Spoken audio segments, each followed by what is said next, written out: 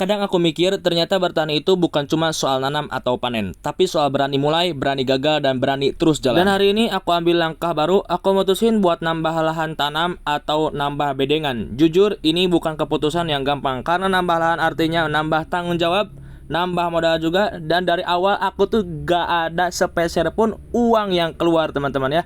Dan nambah perjuangan juga. Dan aku pun kekurangan tanah teman-teman, media tanam tanahnya itu aku kurang, jadi aku ngambil dari solokan. Dan sekarang ada satu masalahnya sekarang aku bingung di lahan baru ini enaknya tanam apa ya gitu. Stroberi kah? Stroberi kan udah ada. Sayuran kah?